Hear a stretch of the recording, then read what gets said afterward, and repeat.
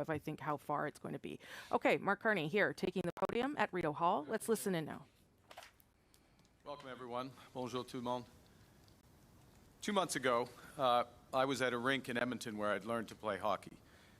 And that's about as far as you can get from the grandeur of Rideau Hall. And I was there because I was putting up my hand to run for the leadership of the Liberal Party of Canada. And I was doing that because I knew our country needed to take action. We needed to act to fix our economy. We needed to act to fight the Americans. We needed to act to deal with Donald Trump's tariffs. 9 days ago, our new government was sworn in, and we immediately decided to act. This week, we reached an agreement on national defense with Australia to protect Canada. We strengthened our security relationship with France and the United Kingdom to protect Canadians. We launched discussions on a new trade agreement with the European Union to provide more assistance to Canadian business. We eliminated the tax on carbon for consumers, for small businesses, and for farmers to end the division that it was creating amongst Canadians. Because we are stronger together. We reversed the increase in the capital gains tax so that builders are encouraged to take risks and be rewarded when they succeed. When I met with the premiers in Ottawa on Friday, we agreed to eliminate barriers to trade and mobility inside our country. And the federal government is leading by committing to legislate the end of all federal barriers to interprovincial trade by July 1st. Together, we will push to create one Canadian economy by Canada Day, because we are stronger together. This past week, we acted to protect workers, using the proceeds of our retaliatory tariffs against America's unjustified trade actions. We acted to unlock major infrastructure projects and get them moving rapidly, including clean and conventional energy, critical minerals, and new trade corridors with reliable trading partners. We acted to create new supports for farmers and businesses during this trade war. We expanded dental care for millions of more Canadians. And we took all of these actions and more to create the foundation to build a stronger Canada. There is so much more to do to secure Canada, to invest in Canada, to build Canada, to unite Canada. That's why I'm asking for a strong, positive mandate from my fellow Canadians. I've just requested that the Governor-General dissolve Parliament and call an election for April 28th. And she has agreed. We are facing the most significant crisis of our lifetimes because of President Trump's unjustified trade actions and his threats to our sovereignty. Our response must be to build a strong economy and a more secure Canada. President Trump claims Canada isn't a real country. He wants to break us so America can own us. We will not let that happen. We're over the shock of the betrayal, but we should never forget the lessons. We have to look out for ourselves. We have to look out for each other. Nous savons que nous devons veiller We les know uns sur les autres. that we must look after Nous each ne other, pouvons pas contrôler le président américain. that we cannot control the U.S. Mais president, nous pouvons contrôler but notre we can destin. control our own destiny. Nous sommes maîtres chez nous. We are masters in our own home. We can control our destiny. We can have a new Canada built by us, for us. We can give ourselves more than any foreign government can take away. And the best way we can deal with this crisis is to build our strength here at home and help people who will be hit hardest by these tariffs. That's the right thing to do. That's the fair thing to do. That's the Canadian thing to do. That's what makes us strong. As part of that strategy, today I'm proposing a middle-class tax cut to help all working Canadians get ahead. We will cut the lowest income tax bracket by 1 percentage point for a middle-class tax cut that will benefit a two-income family by up to $825 a year. Aujourd'hui, je propose de réduire Today, les impôts I pour la am classe proposing moyenne pour a aider middle-class tous tax les cut canadiens. that Nous will help all réduirons Canadian d'un point de workers. pourcentage la We will transdimposition reduce the la plus basse. lowest tax bracket by Cette 1%. réduction d'impôts pour la This classe moyenne tax permettra reduction de for the middle redonner class 800 will make it possible to give back à une famille $825 in revenue to a I'm family. asking Canadians for a strong, positive mandate to deal with President Trump and to build a new Canadian economy that works for everyone.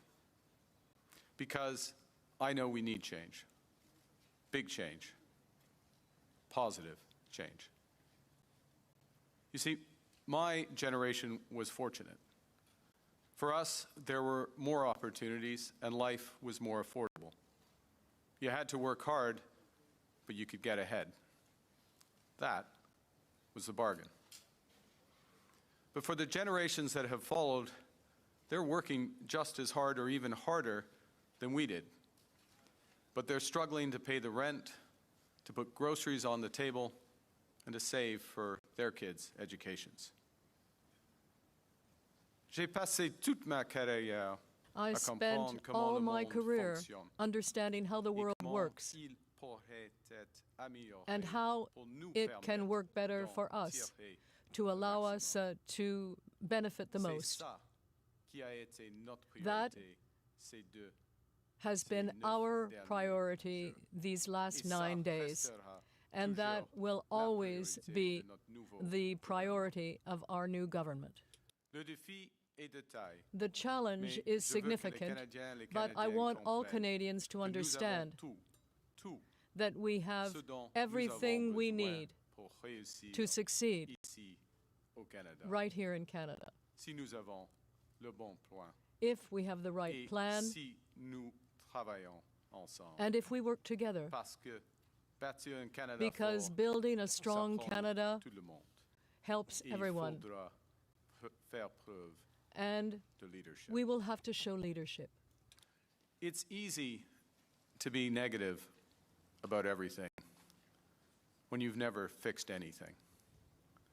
It's easy to be negative about everything when you've never built anything, when you've never had to make a payroll. But negative slogans aren't solutions. Anger isn't action. Division isn't strength.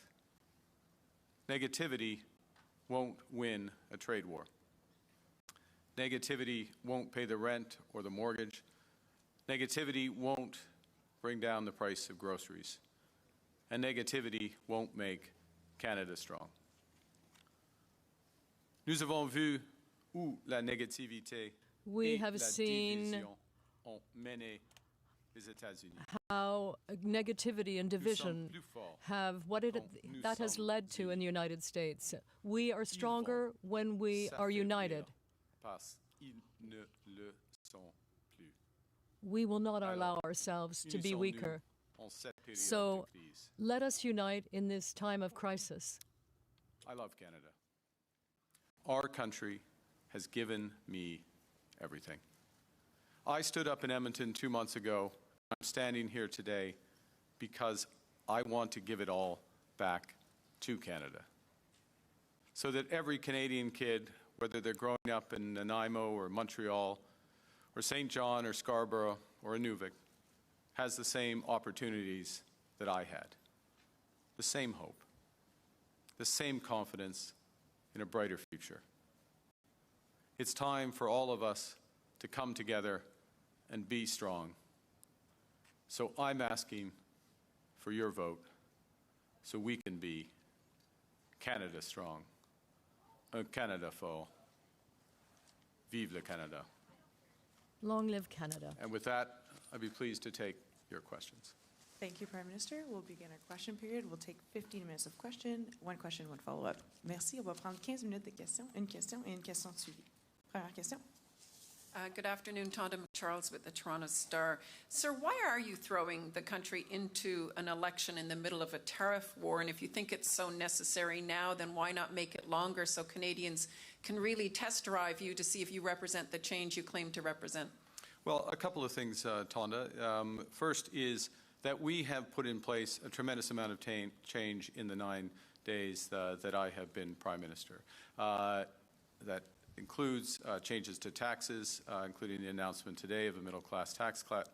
But very importantly, we put in place protections for workers. So we made a commitment right from the start that we would use all revenues from retaliatory tariffs to protect our workers. And we put in place changes to the EI system in order to do that. I note that Mr. Poilievre has taken that money and said he will use it for a tax cut. Doesn't care about workers being in place. We put in place protections for businesses through this period. We have shown the scale of our ambition in terms of creating what Canadians have asked for. And I've heard this time and time again across this great country. Canadians want one Canadian economy, not 13. They want us to break down those barriers. So we brought together the first ministers, the premiers of the provinces. We hammered out a consensus about achieving that. We're picking up on the model that Nova Scotia and others have put in place. We're making a commitment at the federal level to legislate the removal of all these barriers by Canada Day so we can have free trade by Canada Day. So we've done a lot, I could go on, but we've done a lot in the 9 days to put in place many of the foundations. But what's important is that the government has a mandate from the Canadian people to finish the job of building that Canadian economy, to finish the job of diversifying our trading partners, and to have a strong mandate to stand up to Donald Trump and the Americans and negotiate the best deal for Canadians. And that's what I will do. After that meeting Friday night, you said you linked Pierre Poilievre's Conservatives to Elon Musk and Donald Trump's approach to cutting taxes, regulations, foreign aid. Mr. Poilievre's just staked out his own platform pitch to Canadians right now, today saying that he will stand up to Trump, that a liberal's still just a liberal. So on what basis can you fairly compare the Canadian Conservatives to Trump-style Republican Conservatives? Well, first, the comparisons are quite easy. You look at the language mirrors, and the track record of language stretches back over years. It's not a recent phenomenon, so straight from the language, number one. Secondly, from the intention. So Elon Musk stands up and says, and the Trump administration eliminates foreign aid. Within a few days, Pierre Poilievre flies in and out of Nunavut and says, I'm going to eliminate foreign aid. By the way, doesn't talk to the Premier, doesn't talk to local Indigenous leaders while he's there, not our approach, obviously. So a series of words plus proposals which are uncannily familiar with the proposals of the Trump administration. Very different from our approach, very different from an approach, for example, to building a housing market, both offering much greater supply, very different from our approach. I'll give you one last example because I know there's a long lineup of questions. Today, we announced that we are going to expand dental care. Now, the dental care program that was put in place several months ago now serves 1.8 million Canadians. 1.8 million Canadians have received dental care under this program. These are people who could not afford dental care previously. Pierre Poilievre pretends they don't exist. We've just expanded the potential pool by another 4.5 million Canadians who also are in that situation. That is a very different approach to Canada. That's a Canada that brings Canadians together, protects all. That's the Canada we're offering. Good afternoon, Prime Minister. Ashley Burke, CBC News. You've repealed the capital gains tax changes, and you're promising this middle-class tax cut, but you're also making new spending commitments. So how do you plan to pay for that, and what kind of cuts will you have to make to keep up with your promise of a deficit below 1% of GDP? Well, a couple of things. One is that we are looking at driving efficiency in government, in other words, productivity in government, by flipping around the approach to government, which is to concentrate on the outcomes as opposed to the dollars in.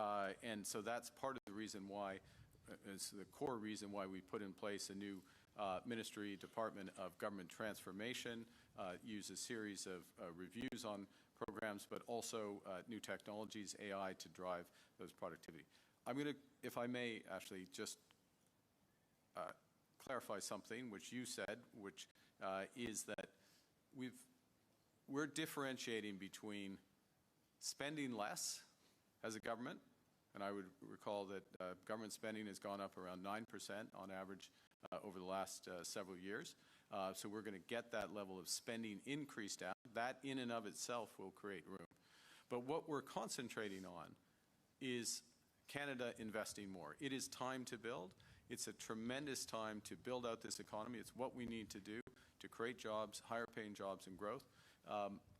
And we will use scarce taxpayers' dollars to catalyze huge private investment in the likes of opportunities that we discussed as First Ministers on Friday. And for those who didn't watch it, I can understand why people wouldn't have watched that, so I'll say it now. This is clean and conventional energy. These are new trade corridors. This is millions and millions of homes in this country to get the cost of new homes down for all Canadians. And that's what we're looking to do as a government. That's what we will do as a government. And we put many of the foundations in place in just 9 days. We're asking for a mandate to finish that job. En français maintenant ou après? Oui, sur ce que vous coupez juste là. On what you're cutting. En ce qui concerne l'assainissement budgétaire, Yes, with respect to budget la issues, productivité du gouvernement que les réductions des dépenses actuelles. we need to spend less government revenue and focus on results Les dépenses. as opposed to simply spending. Nous, Second, we are focused on investment in Canada. Utiliser les dollars gouvernementaux By using government revenue to catalyze private investment in housing, in the clean energy sector, in the conventional energy sector, and critical minerals, etc. All of which we discussed at the First Ministers' You're meeting. a new leader, but the Liberal government has been in power for a decade. Your ministers served under the Trudeau government. Why should Canadians believe that you, when you say that you represent something different and change? Well, I have several things. The first is that you've seen a change in approach and action. It's not words, but action. So the changes to the tax regime that I've mentioned, the changes to our approach to housing, you'll see much more in the coming week in terms of increasing dramatically the supply of housing.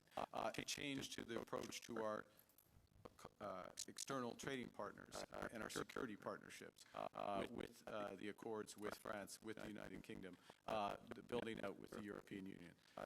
Changes to the coverage of healthcare in this economy. So all of those steps, the scale of ambition and change in creating one Canadian economy.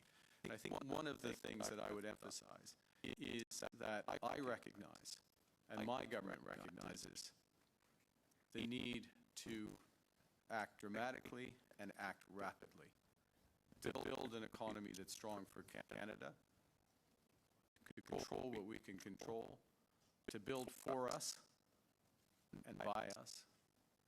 That's what we're doing. The other thing I would add is that strong members of our caucus ministers. I'm fortunate to serve with them. We are recruiting some exceptionally strong candidates across this country. Some have been announced. many more will be announced in the coming days. This is a renewed government, and the proof is in the action, and the action has been considerable. Thank you. Good afternoon, Mr. Carney. Christopher Nardi from the National Post. So Alberta Premier Danielle Smith recently said that she had asked the United States administration to pause their tariffs during the federal election because they were benefiting Liberals in the polls and hurting Conservatives under Pierre Poilievre. What is your response to those comments, and will you be able to work with the Premier in light of that revelation? Well, my responsibility is to work with all Canadians, with all stakeholders, certainly with the premiers, with national Indigenous organizations, with labor, with other stakeholders, with everyone. So that's my responsibility. I take that seriously. I was pleased that at the First Ministers' meeting we had unanimous consent on our communique, on our objectives. We have to follow through with action for that. With respect to the Premier's comments, I take note of her alignment of Mr. Poilievre with Mr. Trump, and would note that that's one of the decisions that Canadians will have to make, whether they want a government that is unifying, that's standing up for Canada, and is taking focused action to build a better economy, or they want division and Americanism, and that's what Mr. Poilievre seems to be offering, and just endorsed by the Premier of Alberta. In French, on Ms. Smith, please. Mon Dieu. Okay. C'est beaucoup. Alors, première chose. First of all, as Prime Minister, I will work with all groups, with the premiers of this country, and with Indigenous leaders and unions, workers, and society in general. That is my job, and that's what I will do. And there is an example that I'd like to mention with the consensus we were able to reach on Friday at the First Ministers' meeting.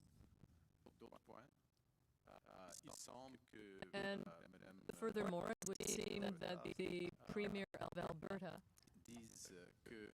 is saying that, in fact, Mr. Poilievre and Mr. Trump are pretty much the same. So that's the choice for Canadians. A Canadian Trump, or a government that unites the country and focuses on action in order to build a strong economy that works for all Canadians. Not easy to jump into French, eh? During the leadership campaign, you promised to, quote, cap immigration until it reached sustainable pre-pandemic levels. Yeah. Pre-pandemic, immigration levels were rising. So will you be lowering, maintaining, or increasing current immigration levels? Yeah, this is an important question. So the way I would characterize the situation is that post-COVID, there was a surge in immigration, both in temporary foreign workers, in foreign students, as well as permanent. And we have not lived up have not lived up to the bargain with those people. There's not adequate housing.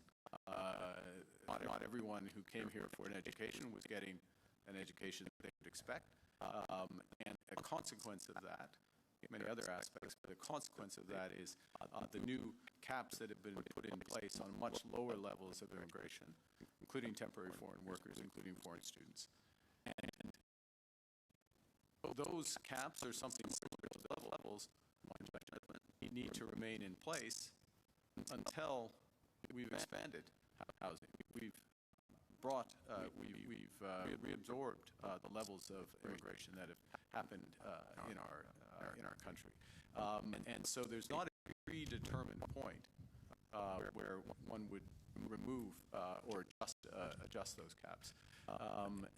Si je peux dire, parce que chaque question and I can say this because every question is in English and French. If I could say with respect to Quebec, well, for Quebec, the issue is integrating immigrants and making them part of Quebec society. So there is a need for a pace that can make that happen. Prime Minister Carney, you're a practicing Catholic. You went to church before you visited the Governor General this morning. Do you explicitly support a woman's right to choose? And how will your faith impact your policy deliberations should you win this election? Thank you for the question. I wouldn't have drawn attention to the fact that I went to church, but thank you for noting it. I absolutely support a woman's right to choose unreservedly, and will defend it as the Liberal Party has defended it proudly and consistently. I will defend the Charter proudly and consistently, as the Liberal Party does. I would say this: I don't speak about these matters. I think what's relevant, when I say matters, my personal faith or spirituality, but also what's relevant, is that it informs my sense of responsibility and service. I feel, that I should serve our country the best I can. And if I go back to my journey to be standing in front of you here, I did feel at the turn of the year, as the crisis bore down on us and the need for big change, that I should put my hand up and be part of that change. I'm humbled that I was chosen as leader of the Liberal Party. I'm privileged that I have had this time in government, a short time in government. We have made major changes to put Canada in a stronger position, a much stronger position. But much more needs to be done, and that's why I'm standing here in front of you and have asked, and the Governor General has agreed for us to have this election so that we can make real change, positive change that brings this country together and builds an economy that works for everyone. Why did you choose to run in the riding of Maine, and what was involved in your decision in terms of also the fact that Mr. Chandra Arya, who has represented this riding for quite some time as a Liberal, what is the situation involving him being disqualified from running in this race? And you live in this riding. So several things there in your question. First, the decision of candidates selection or candidate approval. We have within the Liberal Party a committee called the Green Light Committee, which takes into account various information about candidates, does basic candidate due diligence, if I can put it that way. Mr. Arya, so I'm not a member of that committee. They take their decisions. Mr. Arya, as you know, was disqualified from the leadership race for the Liberal Party because there are certain factors that informed the decision. Is my understanding of the Green Light Committee to recommend that he be disqualified as a candidate in Nepean. Now, from my perspective, I've been a resident in the Ottawa area for almost 20 years, with the exception, of course, when I was quite obviously a resident in London when I was governor of the Bank of England, but apart from the time when I was governor there, I've been resident in Ottawa. I know Nepean well. I was best man to Peter Chiarelli, grew up in Nepean, so from Barhaven to Bell's Corners and in between, it's an area I know well. And in many respects, it's representative of many of the aspects, not all the aspects, but many of the aspects of this country. Median incomes around $50,000, $55,000, so a little less than the national average, but in there. Very diverse. Both the opportunities and the challenges that we face as a country, and those are challenges that I'm looking to address. That's why I put my hand up That's why I'm here as Prime Minister. That's what I'm eager to move forward with my Liberal colleagues on. And this is the positive vision that we're putting forward for the people of Nepean, the people of Ottawa, the people of Ontario, the people of Canada. Thank you very much. En français, monsieur, sur monsieur Arrière, puis est-ce qu'on peut avoir une question en français aussi après, si c'est possible? And could we also have a question in French following your answer? OK. Yes. En ce qui concerne monsieur Now, as regards Mr. Chandra area, there is a process within the Liberal Party that has to do with green lighting candidates in an election. And that committee reviews various considerations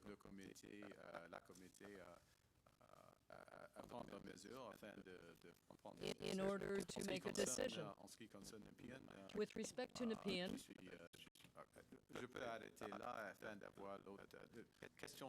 perhaps I could stop there to get a final question in French.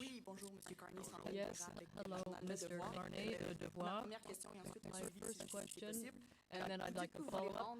You say you want to make the public service more lean and mean. Can you tell us which programs you would like to cut? Well, there are two things.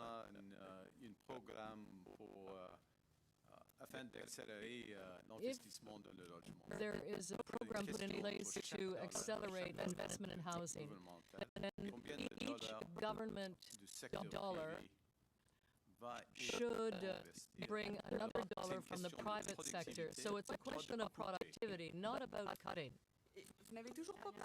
Well, you still have not spoken to Mr. Trump, and the relationship with the United States is really a major concern for voters. They will decide who's the best person to stand up to Mr. Trump. And since the campaign is very short, do you intend to meet with Mr. Trump at some point?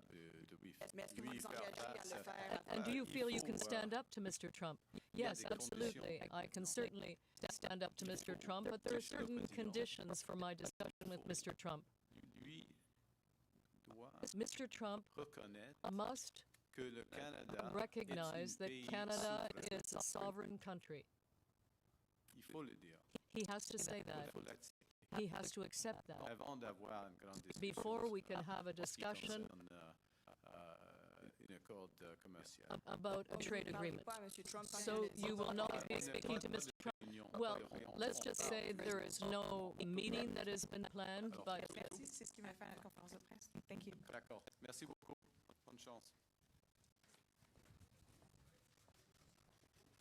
All right, and that is the leader here, Mark